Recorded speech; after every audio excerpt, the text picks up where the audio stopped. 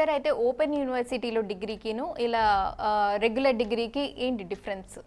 Regular degree చదవాలని అంటే వేరే ఏ పని చేయడానికి అవకాశం ఉండదు, అన్లెస్ ఏదో ఈవినింగ్స్ కొంత బాగా ఇంట్రెస్ట్ ఉండేవాళ్ళు ఏదో కొన్ని గంటలు పనిచేయడం తప్ప. రెండోది వాళ్ళ ఉన్న ఇంటి నుంచి కనీసం ఒక 4 డ్రెస్సులు కావాలా, ఆ డ్రెస్సులకు సంబంధించిన వాషింగ్స్ వ్యవహారం ఖర్చు ఉంటుందా, లేదా హాస్టల్స్లో ఉంటే ఎక్స్ట్రా ఖర్చు ఉంటుందా, ట్రాన్స్పోర్ట్ ఖర్చు ఉంటుందా, సైకిలా బైకా ఇంకోటి అని. ఇది అదనపు ఖర్చు, ఇంకో పని చేసుకోవడానికి అవకాశం ఉండదు. సిమిలర్గా ఓపెన్ యూనివర్సిటీలో చేరితే వారం రోజులు పని చేసుకుని ఒకరోజు హాజరు కావచ్చు క్లాస్కి. ఓకే, తమ చేసే పని నుంచి మొనాటిని లేకుండా ఒక కొత్త తరహా అన్ని వర్గాలతోటి కలిసి ఆ రోజు క్లాసులు వినటం, అందరితో మాట్లాడుకోవడం ద్వారా వల్ల ఎనర్జీ వస్తుంది.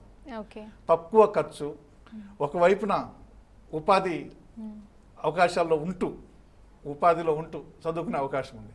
రెండోది, we are nowhere inferior. Open university degree అంటే ఏదో సెకండరీ గ్రేడ్ కాదు. ఇవాళ తెలంగాణలో హయ్యెస్ట్ ఉన్న సింగరేణి కాలరీ సిఎండి గారు మా డిగ్రీ విద్యార్థి, మా దగ్గర డిగ్రీ చదువుకున్న ఆయన. ఇవాళ తెలంగాణలో ఉన్న మహిళా యూనివర్సిటీ చాకలి ఐలమ్మ మహిళా యూనివర్సిటీ వైస్ ఛాన్సలర్ సూర్య ధనంజయ్ గారు మా దగ్గర డిగ్రీ చదువుకున్న మేడం.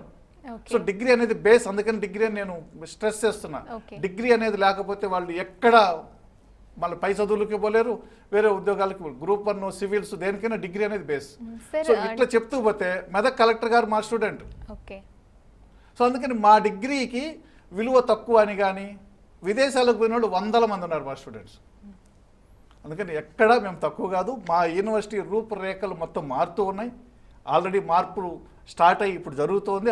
అందులో భాగంగానే ఇప్పుడు ఇంకొక మాట చెప్తే మీకు, ప్రిమిటివ్ ట్రైబ్స్ మారుమూల విసిరేసినట్టుగా అడవి ప్రాంతంలో ఉండే కొన్ని వర్గాలు, గోండు, చెంచు, ఇటువంటి వాళ్ళకి ఉచిత విద్య దాదాపు 359 మంది డిగ్రీ చేరారు మా దగ్గర ఆ వర్గాల నుంచి గతంలో. ఇప్పుడు ఇది హిస్టరీ, చరిత్ర.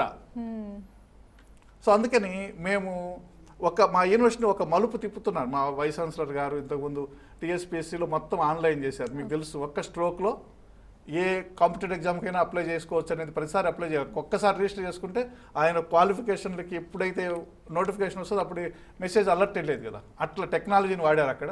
అదే రకంగా యూనివర్సిటీని కూడా డిజిటల్ యూనివర్సిటీ వైపు నడిపించడంలో భాగంగా విద్యార్థులకి విద్యతో పాటు ఇవన్నీ నేర్పిస్తున్నాం.